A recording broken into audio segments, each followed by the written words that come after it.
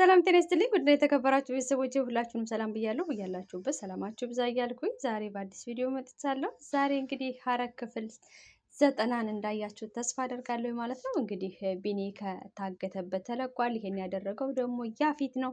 ያፌት ይሄንን ያደረገው እንግዲህ ቢኒያምን ሊያስለቅቀው የቻለበት ምክንያት አንደኛው ሁሉም የህግ አካላት ያፌትን ቢኒያም በህይወት መገኘት አለበት፣ በህይወት ካልተገኘ አንተ ግን ከኛ እንደማታመልጥ እንነግርሃለን ስላሉት ያንን ነገር ደግሞ ያፌት ግራ ስላጋባው አሁን ላይ እንግዲህ ቢኒያምን አስለቅቆታል ማለት ነው። አቤል ግን በሚቀጥለው እኔ እናንተ ሂሳብ እናወራረዳለን ብሎታል ያፌት ማለት ነው። አቤልም ትንሽ ተደናግጧል። ምክንያቱም ያላሰበው ነገር ነው የሆነበት። በጭራሽ አልገምተውና አላሰበውም ነበር ያፌት ይመጣብኛል ብሎ ማለት ነው። እንግዲህ አቤል ይሄንን ያደረገው ጽዮንን የራሱን ለማድረግ ስለሚፈልግ ነው። ጽዮን ደግሞ እንግዲህ በሁለቱም መካከል ብቻ በፍቅር በቢኒ ነበረች ማለት ነው። በመካከል ደግሞ ይሄ እንግዲህ አቤል መጥቶ አቤል ደግሞ ከቢኒ ለመንጠቅ ሲሞክር ያፌትን ማስጠንቀቆታል። በዚህ እንዳትመጣብኝ ፂ ውዷ እህቴ ናት፣ አንድ አለችኝ የምላት ብሎት ነበረ። ይሄንንም ነገር ጥሷል አቤል ማለት ነው። እንግዲህ ፂ ደግሞ ወደነ ዳጊ ቤት ስትሄድ ቢኒ ከስሩ ተፈቶ ተታገተበት ተለቆ ነበር ያገኘችው። እንግዲህ ቢኒያም ደግሞ እባክሽን ውጭልኝ አይንሽን ማየት አልፈልግም ሲላት ነበረ። ፂም በጣም ተሰምቷት ነበረ። እኔ እንዴት ምን አደረግኩ ምን አጠፋ ስትለው እጅግ በጣም ነበር የጮህባት። እንግዲህ ያደረገው ደግሞ ቢኒያም በታገተበት ሰዓት አቤል ጽዮን ነች እንደዚህ እንድትደረግ የፈቀደችልኝ፣ ወይም ደግሞ ጽዮን አትፈልግህም፣ ልታይህ አትፈልግም፣ ከመንገዷ ዞር በልላት እያለ ሲያስፈራራውና ሲያስቃየው ስለነበረ ያ የስቃይ ጩኸትና ዱላ ፊት ለፊቱ ስለመጣበት ዳግመኛ በእንደዚህ አይነት ወጥመድ ውስጥ መግባት አልፈልግም፣ እንደዚህ ሆንኩትና የተደበደብኩት በጽዮን ምክንያት ነው ብሎ ስለሚያስብ ነው ማለት ነው። ፂም እንግዲህ ወደ ቤቷ ተመልሳ በመጠጥ ራሷን ለማደንዘዝ እየሞከረች ነው። ቤዛ እባክሽ ተይ ብላ ብትለምናትም ልተው አልቻለችም። እንዲሁም ደግሞ ቢኒያም አልፈልግሽም አለኝ እያለች ነበረ የተደመጠችው ፂ ማለት ነው። ሌላዋ እንግዲህ የቤዛ ጓደኛ ሔዋን ናት ማለት ነው። ሔዋን እንግዲህ የማትፈልገው ስራ ውስጥ ገብታ ራሷን ራሷን እንግዲህ እዛ ውስጥ አግኝተዋለች። እንግዲህ ሔዋን ከዚህ ስራ ለመውጣት እያማተረች ነው። አይኗ እያረፈ አይደለም። ወጥቼ ከዚህ እንዴት ነው እነዚህን ሴቶች ልጆች ማገዝ የሚፈልገው የሚለውንም እያማተረ ትገኛለች ሔዋን ማለት ነው። በሚቀጥለው ጊዜ ሔዋን ታመልጣለች ወይስ አታመልጥም የሚለውን እናያለን ማለት ነው። ሌላዋ እንግዲህ ኤፍራታ ናት ማለት ነው።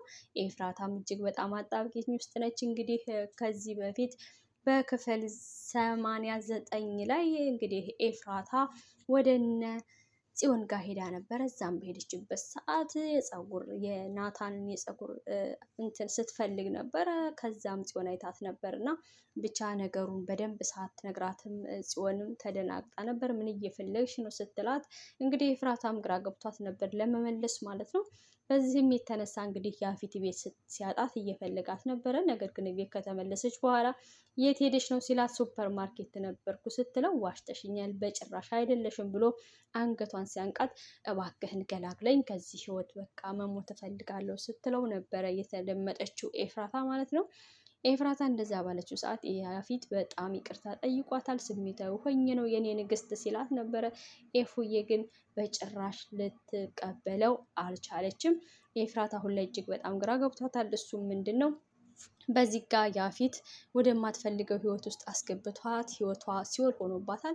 በዛ ጋር ደግሞ ለናታን ብላ ያፌትን አግብታ እየኖረች ናታንን ያፌት በጥብቅ ስለሚፈልገው መግደል፣ ማሰቃየት፣ የሱ የሆነ ነገር መቀማት ስለሚፈልግ ያፌት እንግዲህ ለናታን ብላ ነው ኤፍራታ ሁሉ መስዋዕትነት እየከፈለች ያለችው። ናታን ደግሞ ይሄ ነገር እንደሆነ አላወቀም፣ አልተረዳትም፣ እሷም አልነገረችውም። ለሱ ብላ እንደሆነ የማትፈልገው ትዳር ውስጥ ገብታ እየቃዠች ያለችው ኤፍራታ በአሁን ላይ በጣም ተጎድታለች።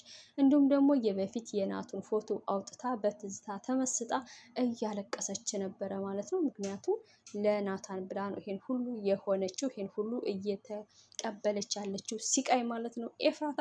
ሌላ እንግዲህ ናታን ስራ አገኘሁ ብሎ ተፍ ተፍ እያለ የወይዘሮ ዲያራ እናት ስራ ልትቀጥረው ተፍ ተፍ እያለች ነበረ። የወይዘሮ ዲያራ እናት ደግሞ እንግዲህ የያፊት ተቀናቃኝ ትመስለኛለች ማለት ነው። ያፊት የሚቀናቀነኝ ሰው አለ፣ ይሄን ሰውዬ መድረስ አለብኝ፣ ማን ነው ማወቅ ፈልጋለሁ፣ በስራዬ ማን ነው የሚደራደረኝ እያለ ነበረ። እንግዲህ የወይዘሮ ዲያራ እናት ከቤት አትወጣም፣ እዛው ቤት ውስጥ ሆና ነው ስራዋን የምታካሂደው። ቤት ውስጥ ሆና ስራዋን እያካሄደች እያለ እንግዲህ ለናታን ስራ ተገኝቶለት ናታን ደግሞ ተፍተፍ እያለ ነበረ። ናታን እንኳን ራሱ ለምንድን ነው ወደ ውጭ ወጥተሽ ስራሽን በቢሮ የማታደርግ ይችላል፣ አይ ችግር የለውም ስትለው ነበረ። በስተመጨረሻ ደግሞ ያፊትና ናታን ተገናኝተዋል። የተገናኙት እንዴት ነው? ናታን እንግዲህ የወይዘሮ ዲያራን እናት ስራ አስገብተውት የወይዘሮ ዲያራን እናት ስራ እየሰራ የናታን የያፊት ተቀናቃኝ ሆና የወይዘሮ ዲያራ እናት የሚሰራው ስራ ውስጥ ነው የገባው። በሚቀጥለው ክፍል ያፊትና ናታን እንዴት እንደሚሆኑ እናያለን። ለማንኛውም ውዶችዬ በጣም ወዳችኋለሁ፣ አከብራችኋለሁ። መልካም ጊዜ። ባይ ባይ።